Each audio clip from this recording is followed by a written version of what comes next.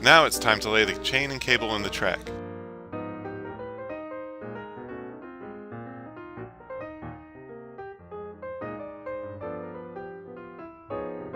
It should extend a little more than halfway down the track. Make sure to check every chain link. If a link is broken, then the chain won't bend correctly.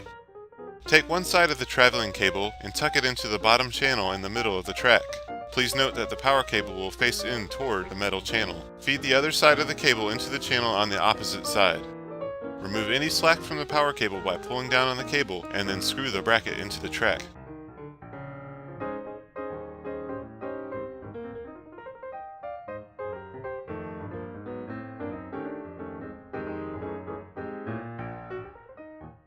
Next, connect the power cable. For AC units, plug the power cable into the side of the upper track cover. The green light should come on. This indicates that the unit is receiving power. If not, check the circuit breaker under the green light. For DC units, be sure to connect the battery before the unit is installed. This procedure is much simpler and it's outlined in the AmeriGlide installation manual. The upper and lower limit cams are safety devices that are designed to automatically stop the unit at each landing. They are on opposite sides of the track to hold the unit in place during shipping. Locate the lower limit cam on the track under the unit. Loosen it and move it to the bottom of the track, butting it against the bottom track cover, then tighten it into place. Next, finish routing the call control wire into the upper section of the track and plug it into one of the connectors on the upper track cover.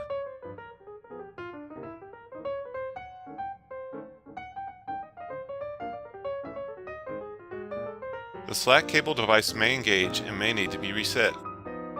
The slack cable device is a safety system that prevents the system from running if there is not enough tension on the cable.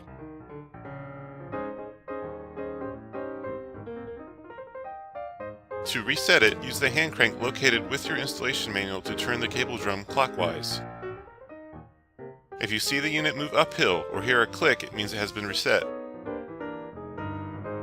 Another way to reset the device is to pull up on the cable until you hear it click or you feel the cable tighten on its own. Install the seat before adjusting the upper limit cam. Remove the seat box and the two call controls from the box and set the call controls aside for now. Remove the screws from the backrest and attach the backrest to the preferred height position on the back bar and then retighten the screws.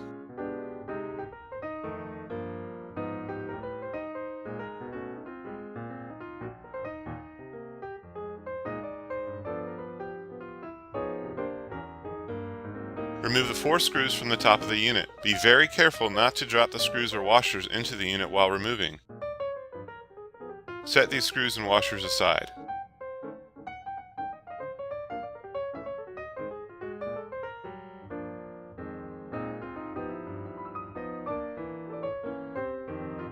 Next, place the seat on top of the unit chassis, tip the seat sideways, and locate the seat control wire.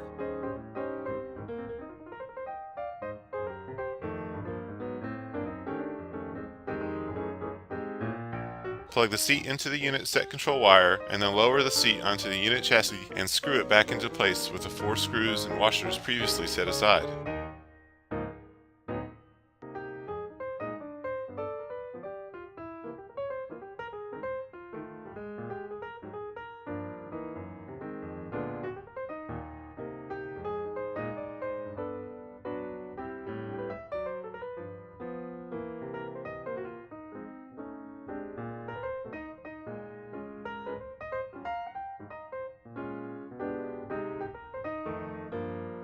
Pull up on the swivel arm to rotate the seat and gain access to all 4 holes.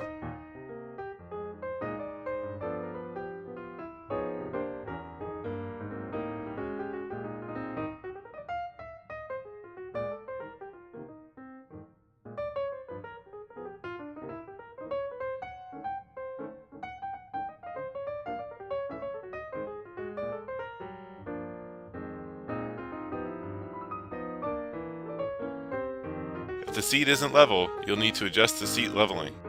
There are 4 hex screws that hold the seat level. There are 2 on the footrest side of the chassis and 2 on the back side. Loosen all 4 a couple of turns. Firmly level the seat by pushing up on one arm and down on the other arm until the seat is level, then retighten the 4 hex head screws. Next, move the upper limit cam up to the top of the track, position it approximately half an inch from the top track cover, and tighten it into place. Now finish installing the call controls. Plug the top call control box into the unused connector at the top of the track.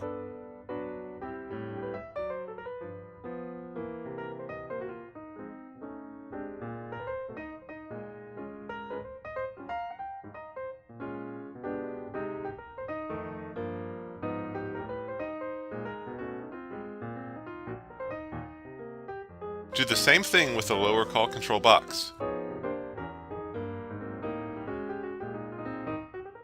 To complete installation, make sure the unit is parked in the middle of the track to evenly distribute its weight, and then retighten each of the brackets, making sure they are tight to the stairs. Press down on the track at each bracket and tighten the track bracket bolts to further anchor the track and minimize any flex in the track.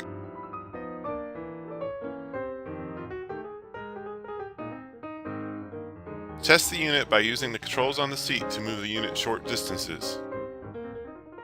The unit won't move unless the seat is facing forward and the swivel lock is in place. Check to make sure the footrest safety is working. If it comes in contact with an object, the unit won't move until the object is moved. Next, check the upper and lower limit switches.